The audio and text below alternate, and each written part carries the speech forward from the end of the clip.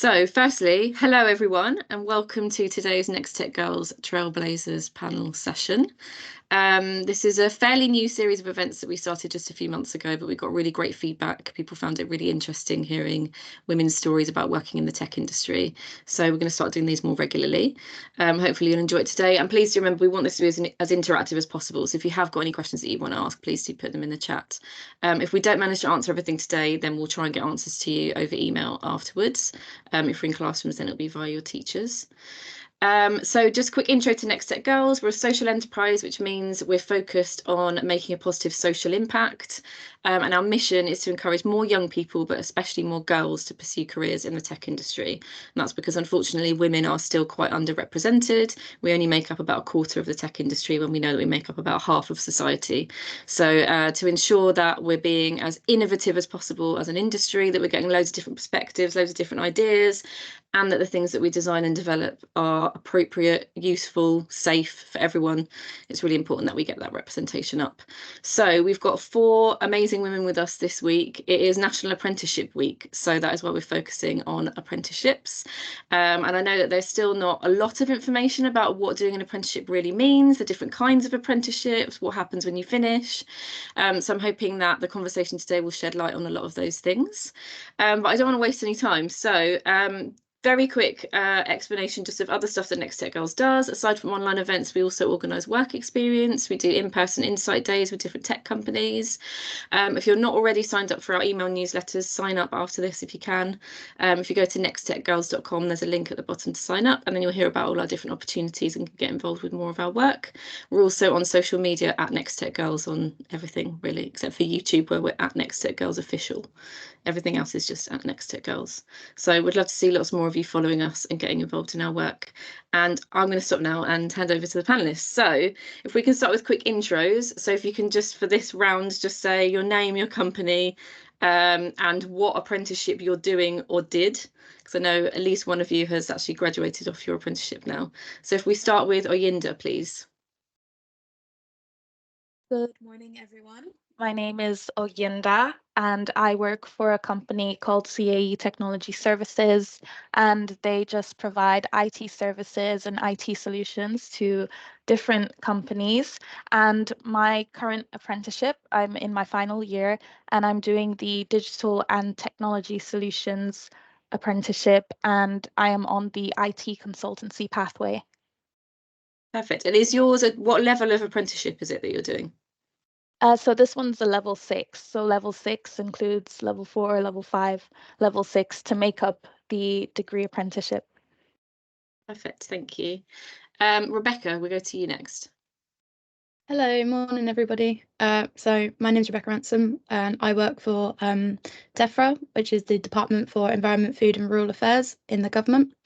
I'm currently a software developer and my apprenticeship was a level 4 software development apprenticeship, which I passed with a distinction grade, so the highest grade. So, yay. It wasn't that long ago that you passed, right? Was it like 6 months ago, something like that? Yeah, gosh, we're in February already, aren't we? Yeah, it was last July, August time that I got my final result through, which enabled me to go from a junior developer last year to a mid developer. So now I don't have the junior title anymore, which is nice.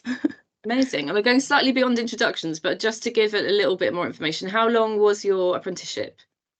It varies in length, depending on the individual and how ready they feel to take their like final exams and things. Okay. But mine was just under 2 years. Okay, so in just under 2 years, you're now a fully fledged software developer for the government. That's pretty cool. And who did you do your training with? I know the answer, but I'm so our training provider was Makers Academy. So we did like a boot camp with them, and then they helped us through all the placement part. But yeah.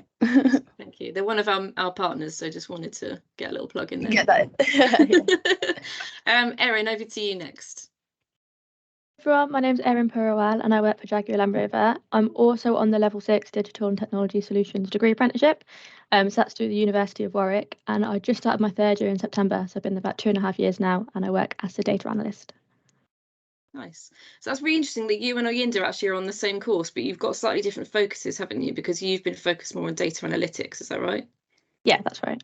So is that a choice you make before you start the course or kind of during, before? Yeah, so IT actually isn't a pathway on mine, but you make it before. So from Jaguar Land Rover, you had data analytics, software engineering, network engineering, and cybersecurity, and you picked that when you were in the application process. Okay, nice. Thank you. And would you prefer Catherine or Kate? Kate, please. Kate, okay, over to you then. Hi, I'm Kate. I work for the NHS at Milton Keynes Hospital.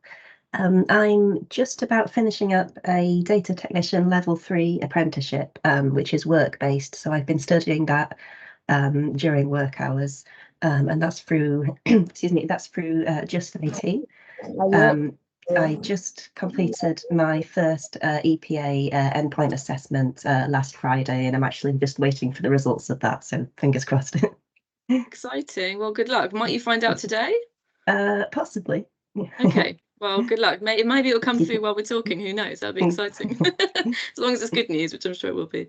But yeah, thank you for mentioning Just IT. They're another of our partners. So another training provider for apprenticeships and boot camps. Awesome. Thank you. So I'm going to dive right into questions because I've got lots to ask you. But just a reminder to everyone watching, if you've got any questions at any point, do put them in the chat. We'll see them. And I will try and prioritize your questions over mine. I won't be selfish, I promise. Okay, so first question for you, which I think is going to be different for all of you actually, is kind of what was your route from leaving school to your apprenticeship? So Erin, I believe you went straight into yours from school, is that right?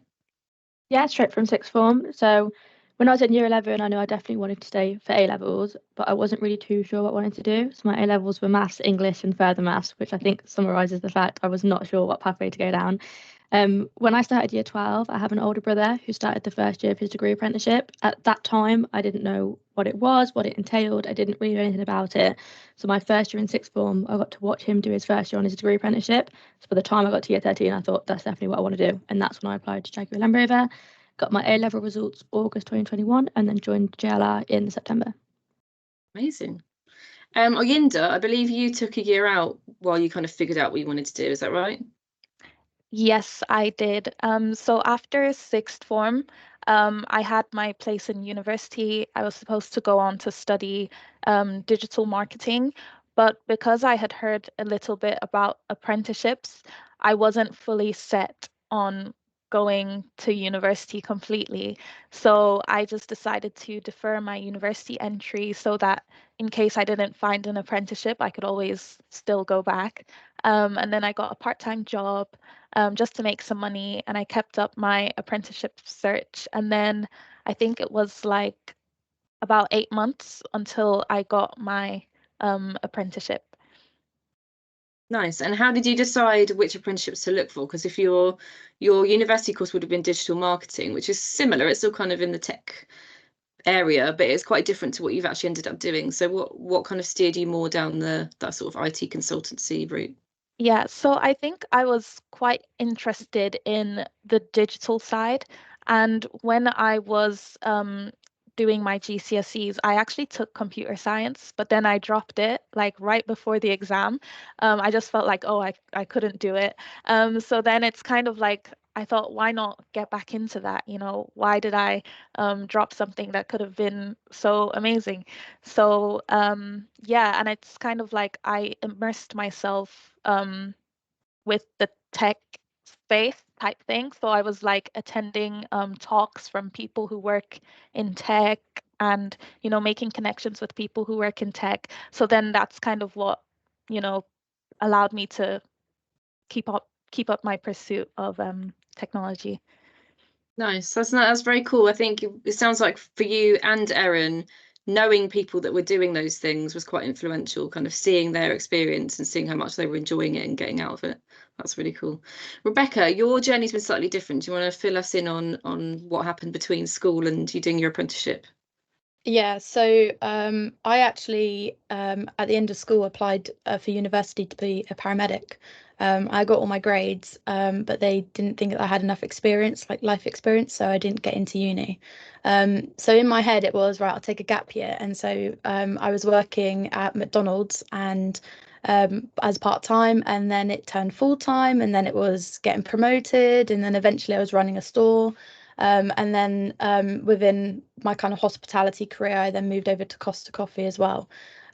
So I was working in hospitality for 6-7 years, and then a pandemic happened, as it does, and everything got shut down, and I had many months off work, where I could kind of sit and think, and is this kind of like the reset that I need a little bit of my career?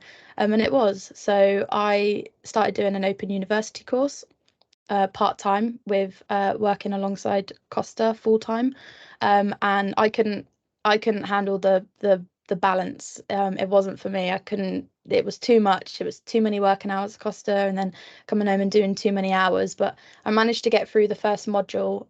It was an IT degree as well, I should probably mention. I managed to get through the first module, which was a coding module, and it was a bit of an introduction, and you build like a very small little website and things. And that was it. It ignited that fire again that I once had in school, since I'd taken IT for my GCSE and my A levels.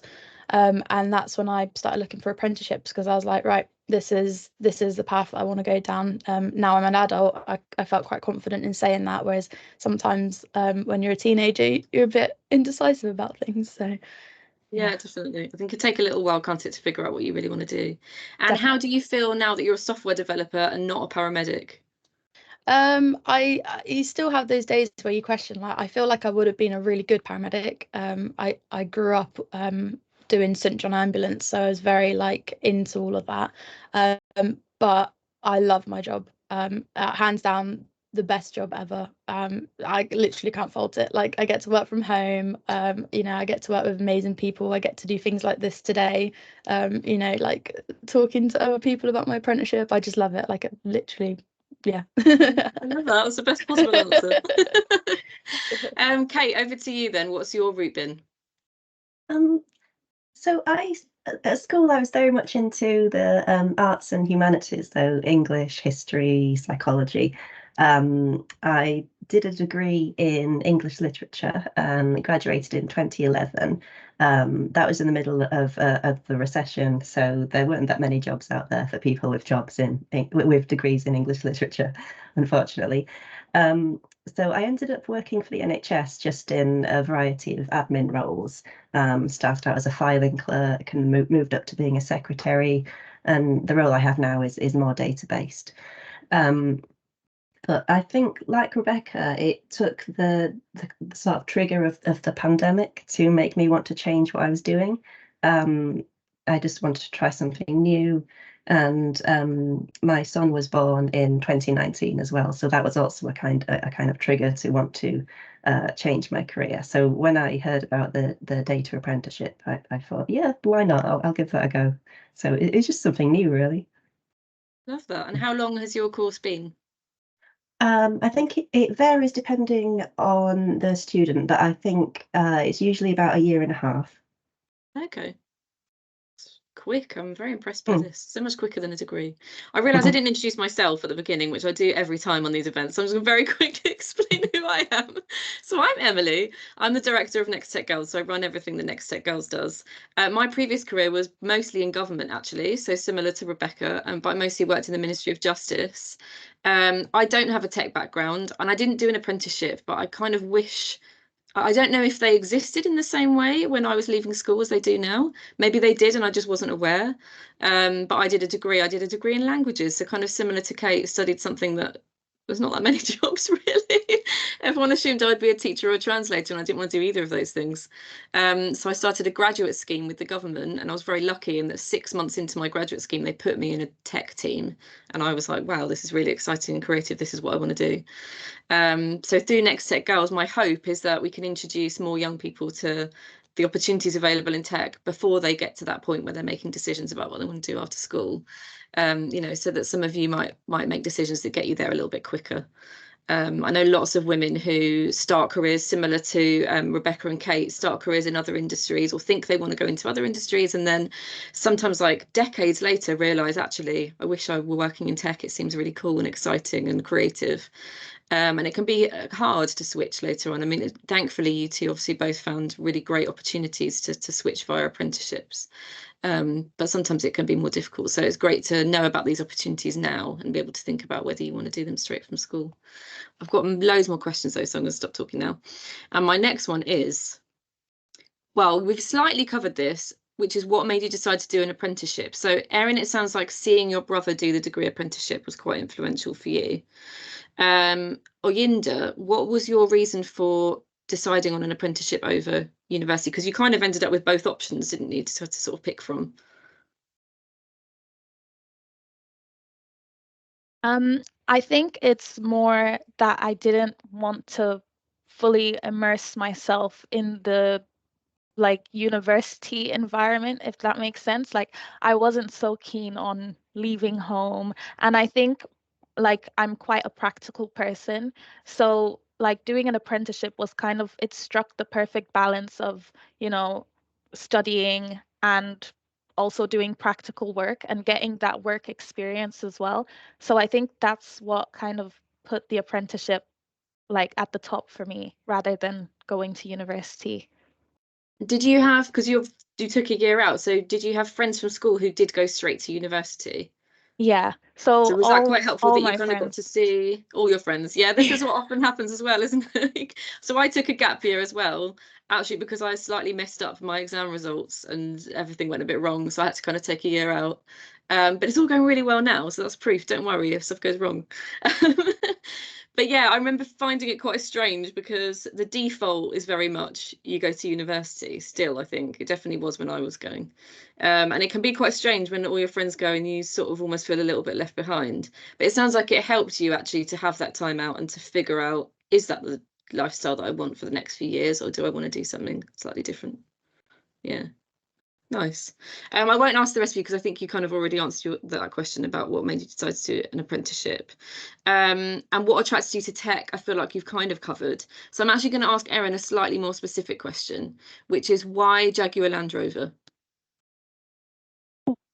Similar to Linda, it's kind of not a conventional one that you would think, but I wasn't really too keen on moving away from home. So my requirements for apprenticeship was A Russell Group uni, and B, not too far, I didn't have to move away from home. So straight away, JLR went to the top of the list because University of Warwick is about 10 minutes from me and JLR is about a 45-minute drive. But then as well, I think doing a lot of research on TikTok, Instagram, loads of different companies about apprenticeships, I heard that it's safer to go for the bigger companies. That might not be true, but I just kind of heard it and stuck with it.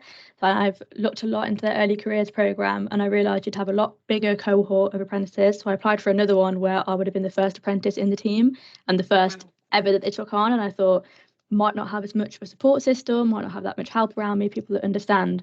Whereas for JLR, there's I think 38 in my year, in my cohort, and then I've got obviously friends in the years above and the years below. So I think there's a big early careers community there. I think they're very established in their apprenticeships. They've been around for about 2-3 years, so they kind of not had that trial period, but they've been through it a few years. I wouldn't be the first cohort. So I think that was something that was very important to me. Obviously, brand name and customer loyalty, and it's incredible to work there. I think I wasn't initially persuaded to go there for the automotive industry, and for the fact that it was JLR, I'll hold my hand up and say I wasn't like a massive person into cars. Now I am a lot more, but that wasn't my initial reaction. It just, I really wanted a big community, people that could kind of stick together and make me feel a lot more at home and comfortable, which is definitely what I've got now. Nice. And do you work with people who are like super into cars? Yeah, I'd say the balance is a lot better than what I thought. I did think going in, I had a lot of imposter syndrome. I'm going to be the only person that doesn't really know too much about cars, but it's definitely not that. There's people from all walks of life, and I think the apprenticeships as well, a lot of people were like me. That wasn't their main persuasion to go there, and that's okay to say. I did think it was like a big secret I had to keep to myself, but definitely not. Yeah, and I'm sure as an organisation they appreciate that there's other benefits to working there aside from like the specific industry that you'd be working in. You know, the fact that they've got that support network for apprentices and everything is really good to know. Okay, my next question is, this might be a difficult one to answer. People always find this really hard to answer.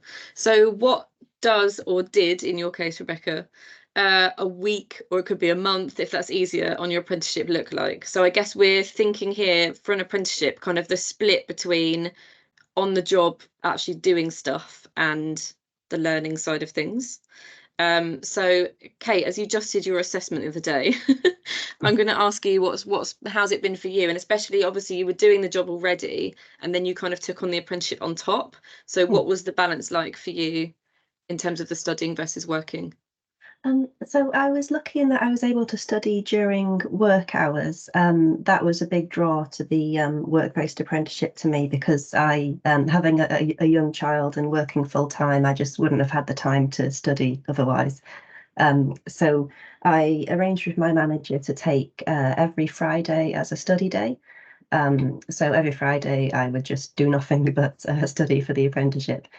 So with Just IT, about once a month we would have live workshops over Teams or Zoom on the topics that we're studying. And it was quite a broad range of topics, so from data theory to Excel to the more in-depth stuff like SQL, Python. And on the weeks when there wasn't a live workshop, I would usually be watching study videos. We had access to sites like Pluralsight and DataCamp. They were both really useful. I found what really helped me learn, though, was independent practice. So using a data set from work, maybe, and just playing around with it, making some fun visualizations. So just the practical element really helped me learn as well. Nice. And I've got a follow-up question for you. So assuming that all your assessments go well, which I'm sure they will, hopefully, what's next for you? What happens when you sort of complete your apprenticeship? I'm still considering options. I know that Just IT also do a level 4 apprenticeship. So the one I'm just completing is level 3. So I do have the option to apply for that one as well. So I'm just considering options, really. I know that there's a lot out there that I could try. And I'm not entirely sure which aspects of data I'm most interested in. I think possibly data architecture. Rather than the statistical analysis side of things.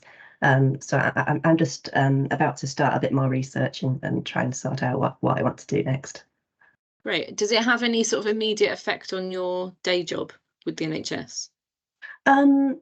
No, it has helped me a lot with what I can achieve in my day-to-day role. So I'm just a lot quicker at doing Excel tasks and things like that. And I've added a few innovations to the way that we work. But at the moment, I'm staying in the same team. Great. Rebecca, your experience of your apprenticeship was quite different because you had the boot camp up front. So I think, was it 16 weeks, the boot camp? I think it was 12 from 12 memory. weeks. Yeah. Okay. So the apprenticeship for me was split into 3 sections. So it was the 12-week boot camp initially. And when I joined the apprenticeship program, it was with the understanding that everybody joining had no coding experience at all. So the whole point of the 12-week boot camp was really that you were a complete beginner. You just knew that you were good at problem solving and you kind of had those like characteristics. And to the end, to the very last week, we'd actually built our own version of Facebook. We'd built an Airbnb site. We then built our own website for whatever we wanted. We had to you go through the whole process of designing it and things like that. So that was the 12 weeks. And then the other 2 sections were the on placement section. And that was the vast majority of my apprenticeship was on placement. And the typical week for that was I would be working on the team 4 days a week as a regular member, but obviously as a junior developer. So I would need extra support, and I would sometimes be given my own tickets and my own projects that were, easier for me to kind of ease into the role as opposed to going into all the big stuff. And then on the Friday, it would be Friday was learning and development and writing up my portfolio. So I had to evidence everything that I'd done during the week in my portfolio, because that's what I was getting graded on at the end of the apprenticeship. And then after you felt like you'd completed all aspects of your portfolio, because we had quite a set out criteria, once you felt like you'd completed all that, you would enter the final stage of the apprenticeship, which was called Gateway. and that was basically like exam season, if you like. So you'd done your portfolio, you had all that done, and then you would do 9 weeks on a final project. And it was centered around you doing your own project, you running it, creating all the tickets for it on like your Jira board or however the different teams work, and then 2 weeks writing up like your analysis from what you'd done. And then that was it. And then the apprenticeship, we just had to wait for our interviews, which was the kind of last stage. But throughout all of that, it was just working as a part of the regular team and getting to know the systems that I was working on and things. Amazing. And then obviously as a result of your kind of exam, your project and the interview, you then were given the sort of next level up mid-level developer role. Is that right? Yeah, so within government, you have to apply for every role. So you don't get like internal promotions or anything like that. So all of our junior developers, because I started at the same time as 6 other juniors, one of them who was also doing the apprenticeship with me, which was really helpful. So there was 2 of us on it, and we were able to help each other out. But we'd all gotten to a point where we were all ready to kind of go up to being a mid developer and dropping the junior part. So they'd organised for these positions that we all applied for. So we all went through a fair interview process, and we all did a technical challenge, and it was also open for other government departments as well. So if you were working in other government sectors, you could actually have applied for the same role. So yeah, so it's all done like a fair process. Nice. And how has your working life changed since you've kind of come off the apprenticeship and now you're just full-time working? It's, to be honest, other than the Friday, which before I'd be writing out a portfolio, it's not really changed that much.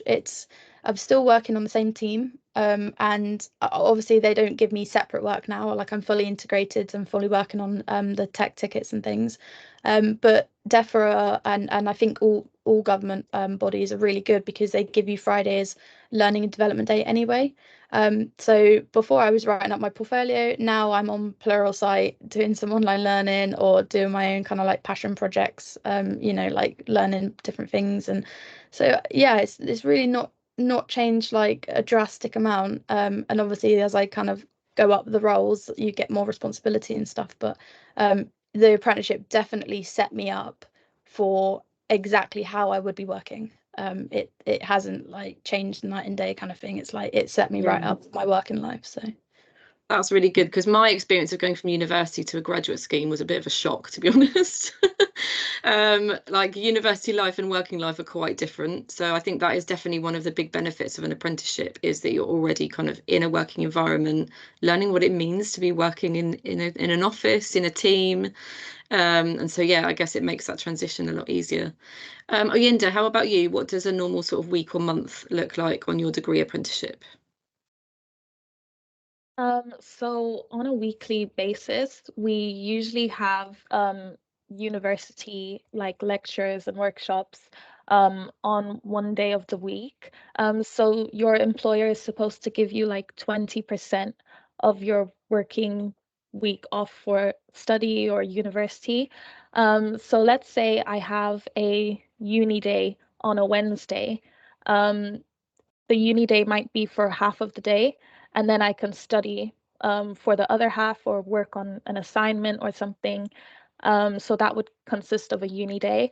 But then the rest of the week, I'm doing my usual knocked-in technician tasks, which might be supporting customers with things like network intelligence, or just supporting customers with the other services that the organization has to offer.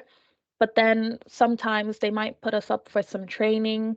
So we might have days dedicated to on-the-job training, which isn't so related to our university side of our apprenticeship, but it's more like industry training.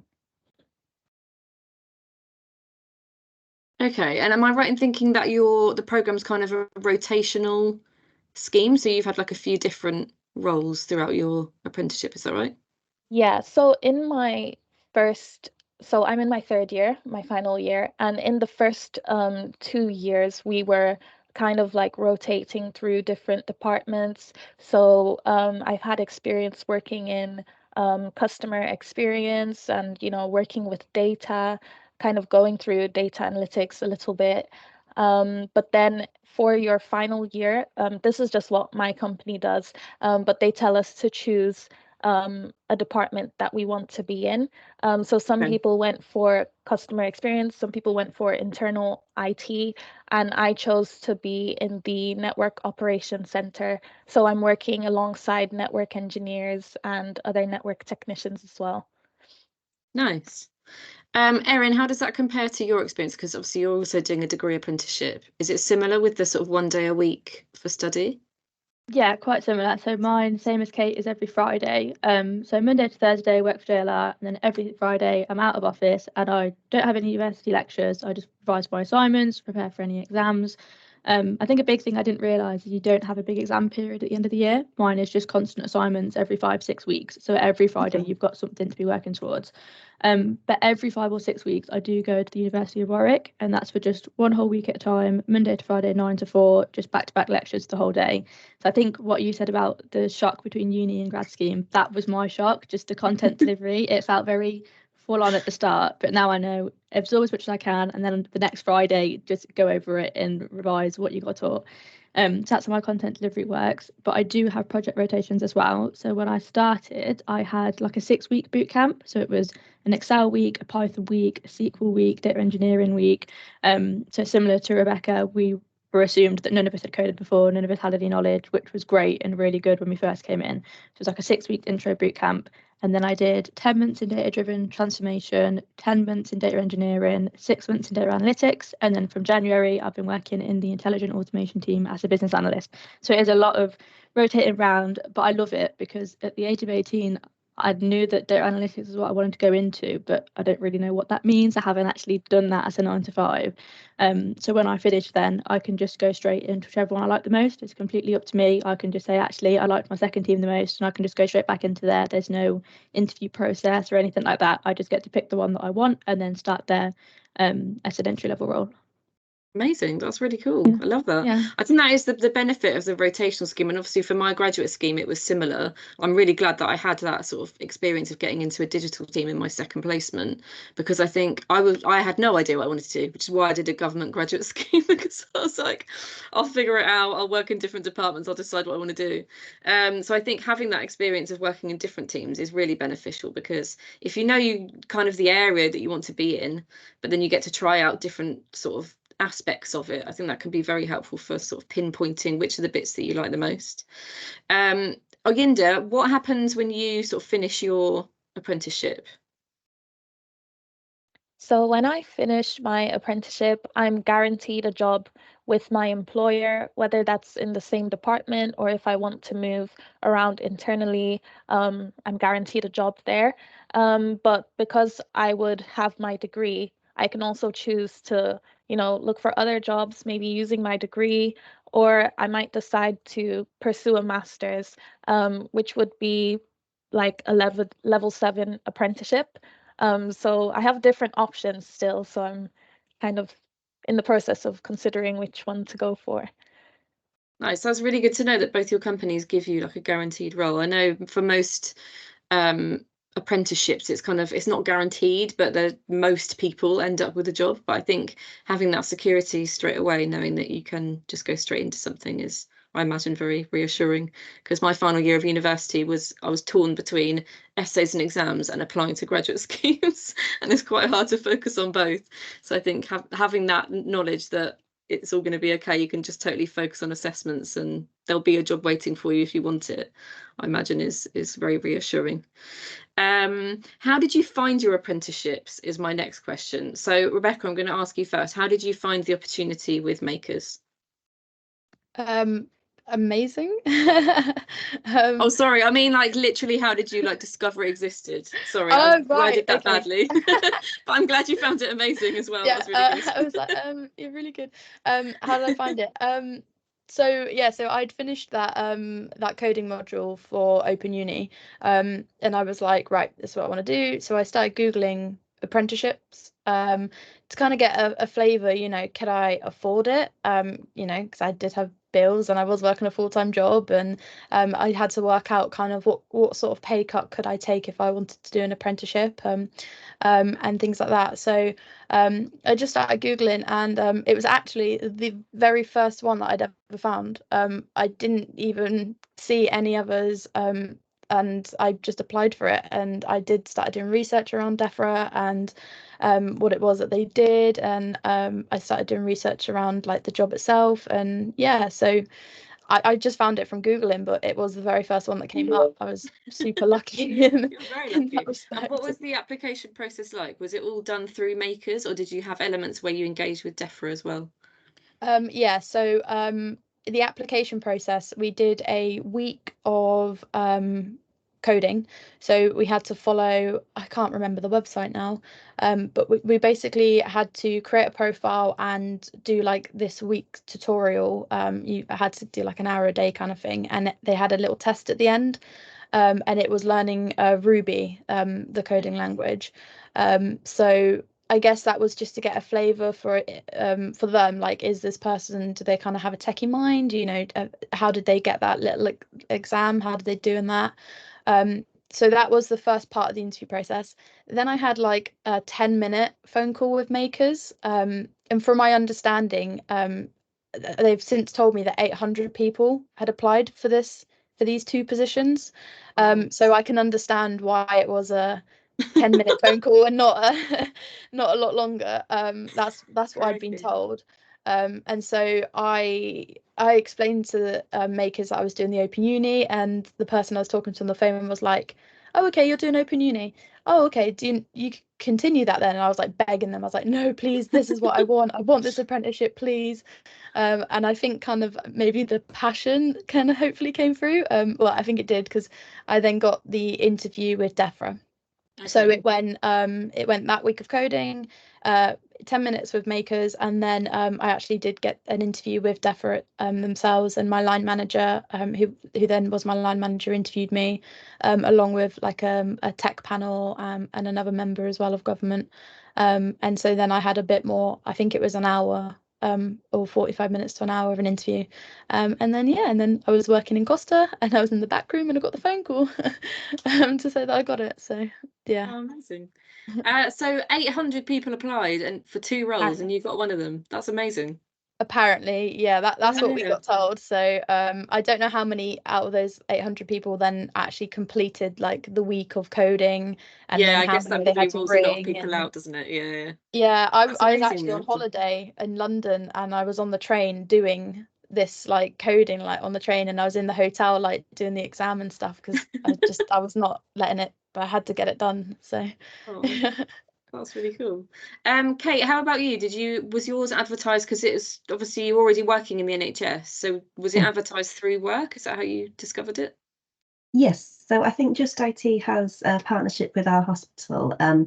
I just happened to read one of the weekly newsletters from the communications team, where they mentioned all these different apprenticeships that are available. There are quite a few, like management, but I noticed data in there as well, and it just kind of caught my eye, and I thought I could do data. I think it appealed to me as well, because I use Excel quite heavily in my role, but I felt very much like a beginner. Like before the apprenticeship, I wouldn't have known how to make a pivot table or anything like that. So I just wanted to improve my understanding, to try and do my job a bit better. So then I applied for the apprenticeship. It was quite straightforward. We just needed to sign an agreement between my employer and Just IT, and because mine is a level 3, so it's more of an introduction to data. So I didn't really need any specific previous qualifications, just maths and English. And then I got started, really, and that's it. Amazing. Was it maths and English GCSE that you needed for it then? Yes, it was. Yeah, GCSE. Yeah. Okay, great. How about you, Erin? You mentioned doing some research on sort of Instagram and TikTok and things. So how did you actually discover the opportunities at JLR? Yeah, so the main two that I used is not going to uni and rate my apprenticeships. Quite a full circle moment as well, because currently I'm an ambassador for not going to uni, so helping them make social media content of what a data analyst actually looks like. So I'd recommend both websites and social media, because the websites helps you filter the level of the apprenticeship, the location, the salary, that sort of thing. But I'd say Instagram and TikTok help to be like, okay, well, what does a data analyst actually look like? What does the business analyst look like? You know, current apprentices that are putting content out there. Because I was very literal, where I needed to visualize myself in the job, and I thought, well, it sounds great, but I don't actually know what you do in 9 to 5. So that was a big thing for me. So not going to uni and break my apprenticeship. I can't remember exactly which one I found it on, but it would have been one of those two. Nice. And what was your application process like, and what was sort of the criteria for you to apply? Can you remember? Really intense. I applied in the last week of November, and I got my offer through at the end of March, and I applied to 4 in total.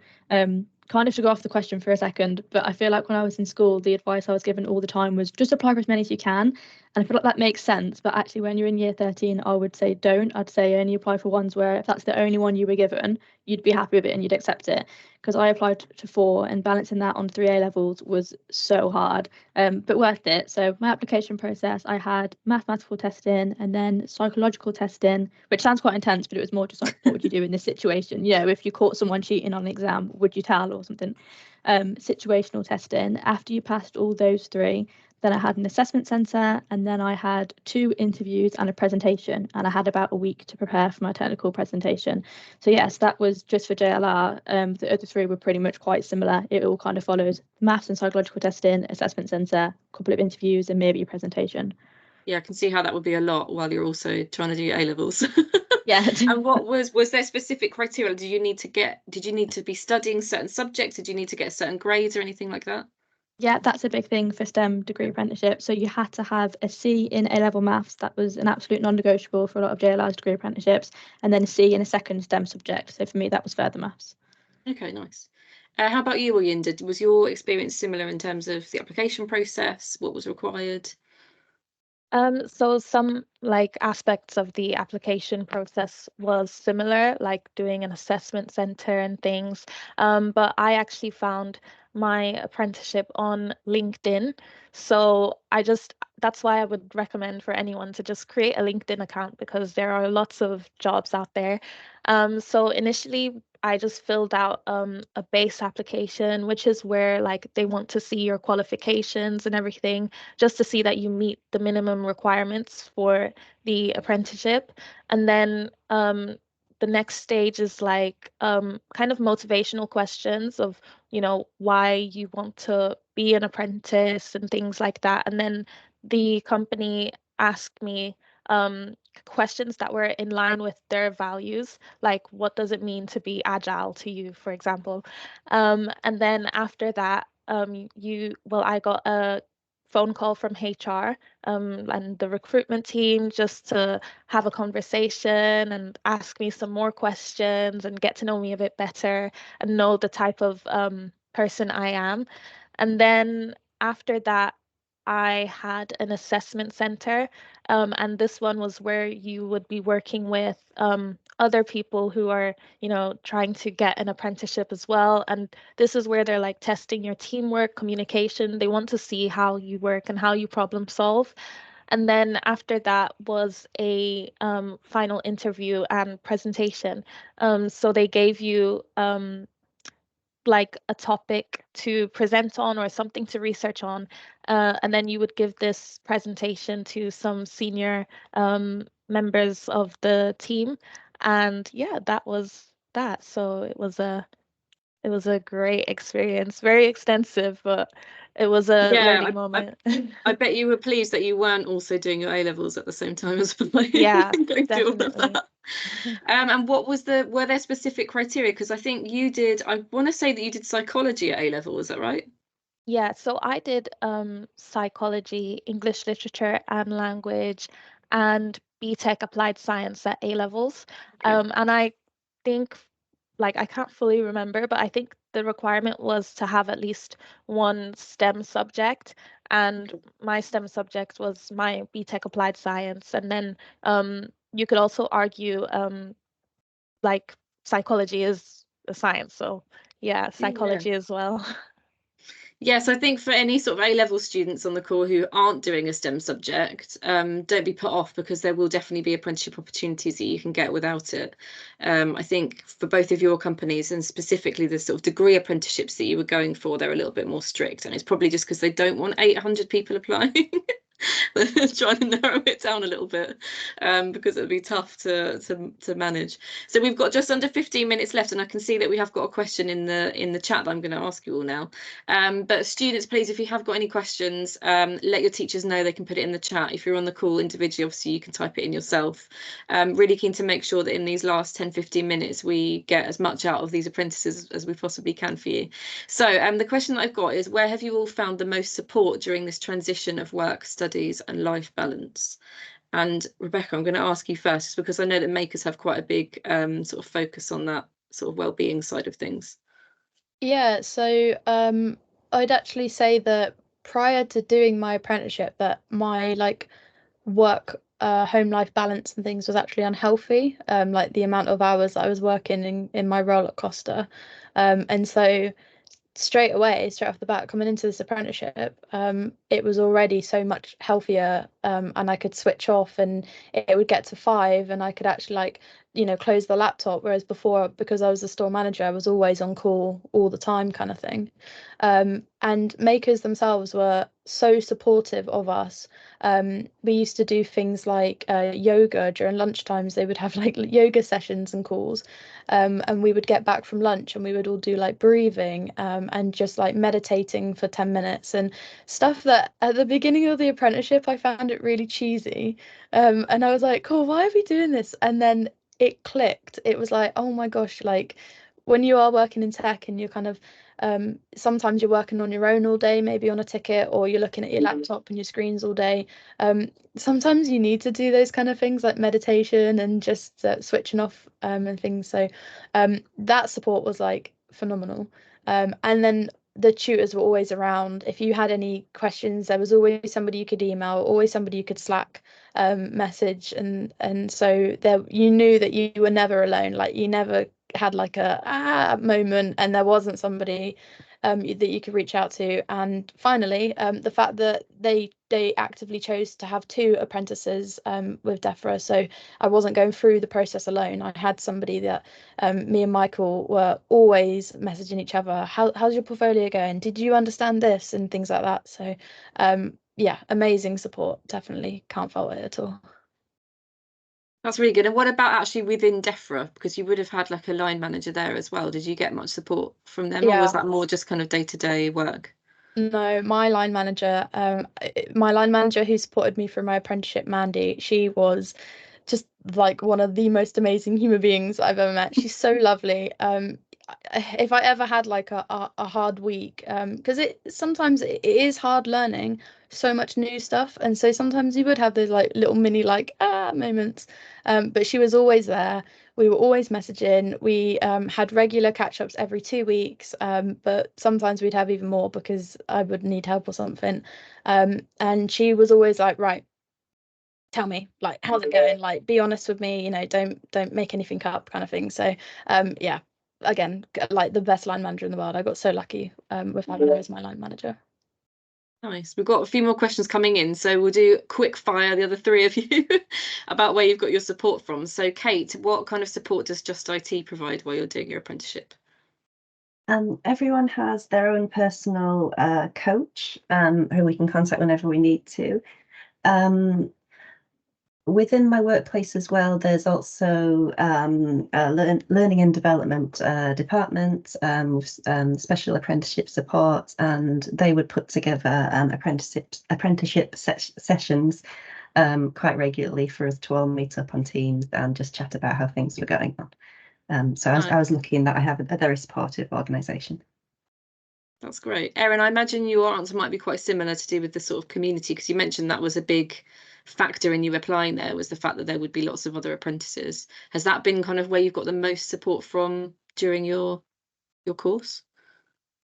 this question, because at the start I actually found it quite overwhelming how many different avenues there were. So I was given a line manager when I first started that I check in with once a fortnight, my project manager, who is who I work with, depending on each project that I'm in. Within each project I get a buddy, which is someone like the grade above me, just so I can go to questions with all the time rather than the project manager.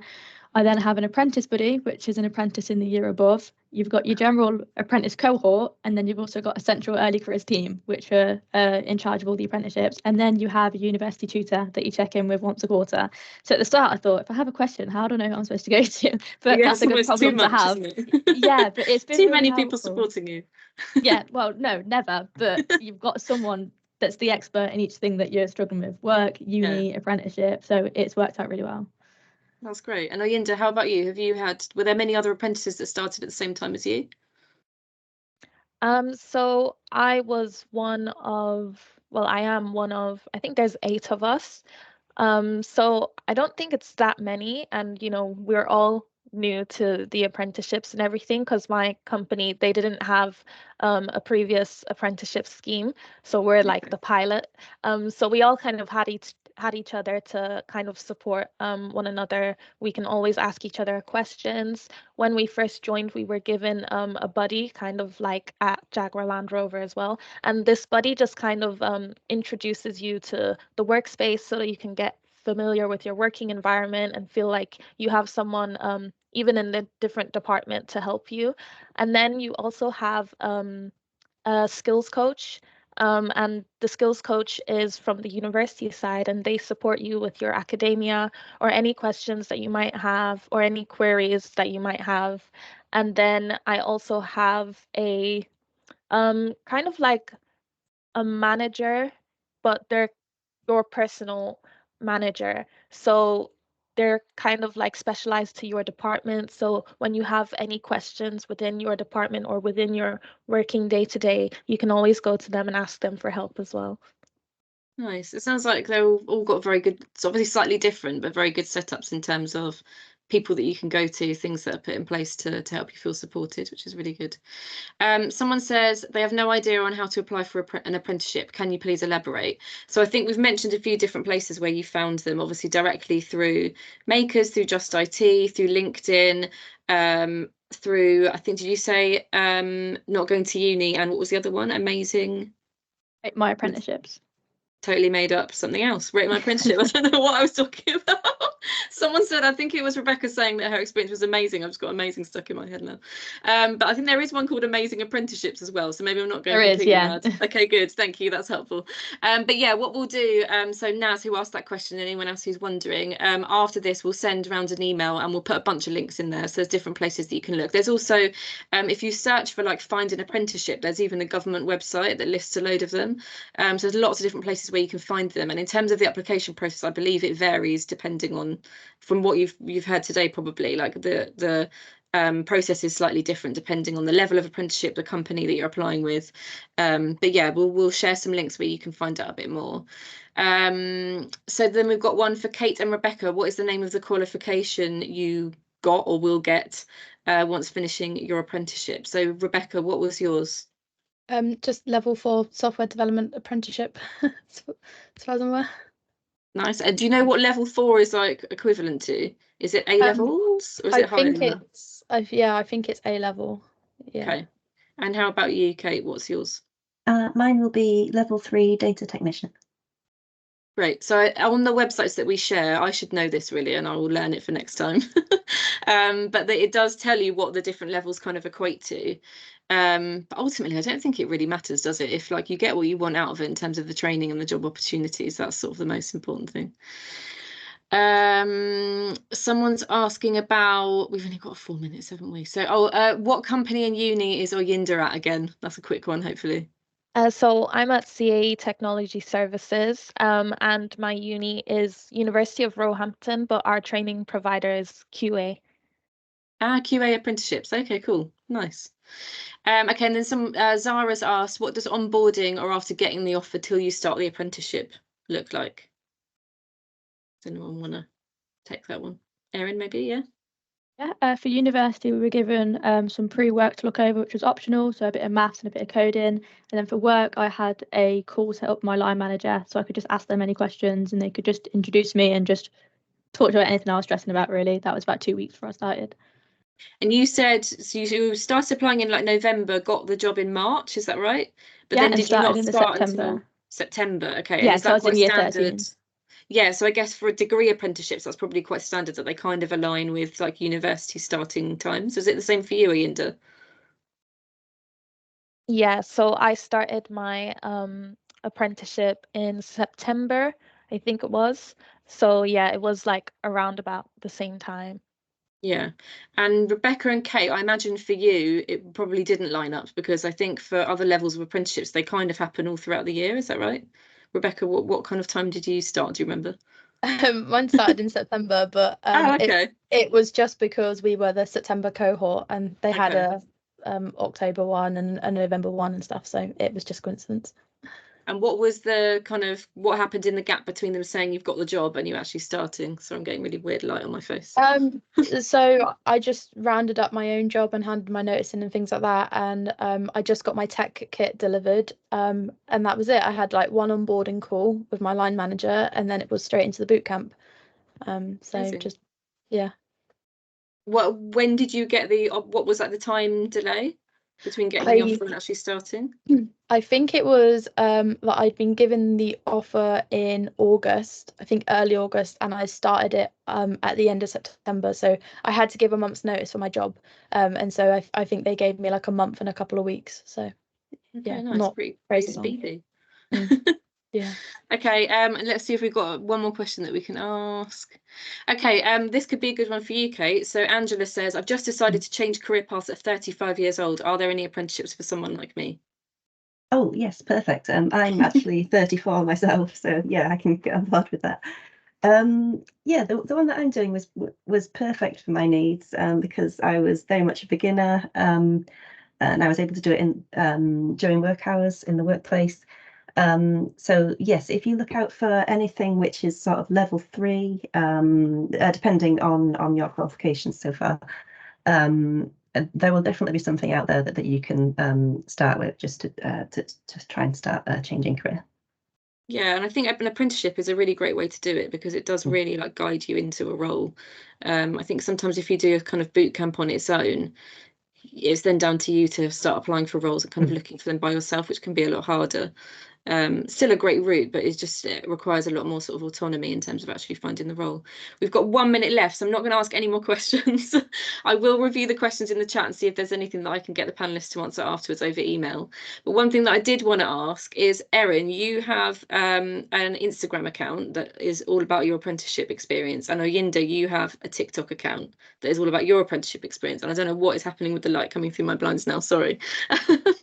I wondered whether you would be happy putting your usernames in the chat so that if any of the students want to follow you and kind of see, because I think what you said earlier, Erin, is really important. It's not just about what you can read about an apprenticeship online, it's also actually seeing what does it actually look like and what kind of things might I do day to day and what are the people like that are currently doing it and are they enjoying it. So I think if they could get to see some of your content, that could be really helpful for them.